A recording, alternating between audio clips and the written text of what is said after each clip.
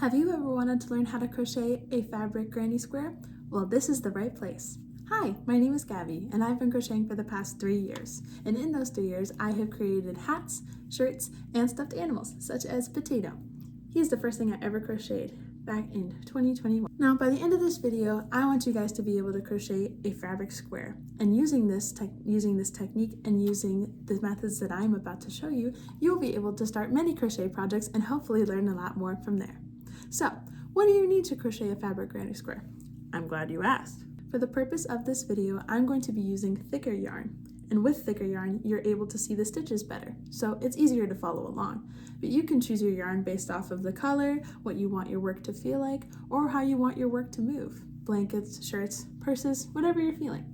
You're also going to need to match that thread with the appropriate crochet hook. It's important not to use one that is too big or too small, so that way your work can flow evenly and have even stitch patterns. You will also need scissors, just to cut your work when you're done. Let's begin. The first step in crocheting your fabric square is to unravel your thread to the desired length that you would like. I recommend 3 feet. Once you have your thread, you're going to take the very end of it and move about 3 inches up. Then you're going to create a slip stitch. How do we do this? We cross this end of our thread across the working yarn, which is referred to as the yarn that is coming directly from the spool. We're then going to take the yarn that is on the left and pull it through. This is what is called a slip knot. This is great for crochet projects. After you create this, you're going to slip it onto your hook of the correct size, mine is 10 millimeters, but it should say the correct size hook that you need on the packaging that comes with the thread. You're then going to tighten it, not so much that it can't move, but just enough so that it matches the rest of your stitches. You're then going to take the tail piece of yarn and hold the working yarn and thread it through your fingers, just like this. This will create tension and allow you to pull the rest of the thread through the loop, just like this. You have now chained 1. Congratulations, you're crocheting. Now we're going to continue until you get to the desired length of your square. According to Sarah the Maker, this is the most fundamental part of the crochet project, as it determines what the rest of your project will look like. Sometimes the thread will come undone. That's okay, as long as you keep uniform pressure and adjust your fingers where you need to. You'll be okay. All right, and then this is also a very important step according to Nick. Nick created a website called Nick is Homemade Crafts, and he is the one who is going to help me crochet the second row. This is called the starting row, which according to Sarah is the most important part. For the second row, we're going to stick our hook not into this first loop, but into the second loop that we have.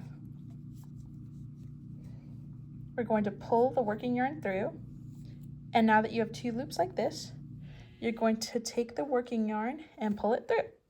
This is how you create your second row. You will then continue to do this by inserting it into the top loop, pulling your working yarn through, and chaining 1. You will continue to do this down your work, according to Nick, until you get back to the end. Okay, I have made my second row, and now that I'm reaching the end, I'm going to do the same thing that I did. I'm going to insert it into the hook, into the work, and then I'm going to pull the thread out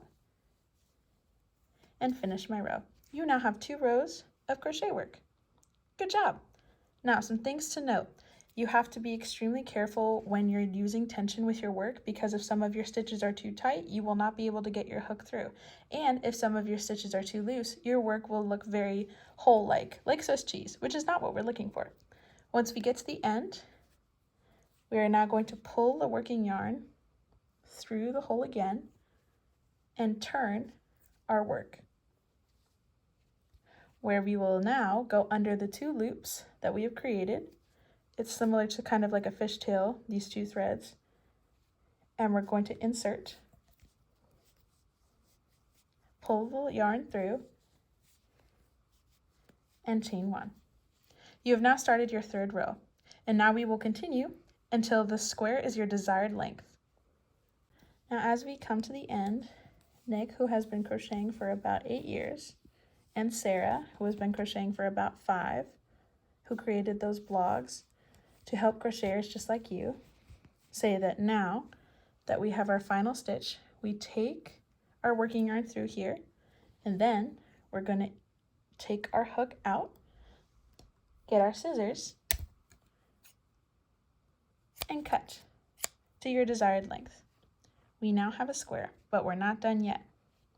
We're going to take this yarn and we're going to take this piece through the hole and pull it. We now cut this excess and cut this excess as well. You can now crochet a fabric granny square, and now you know one of the most useful stitches and useful processes to create any crochet project that you want.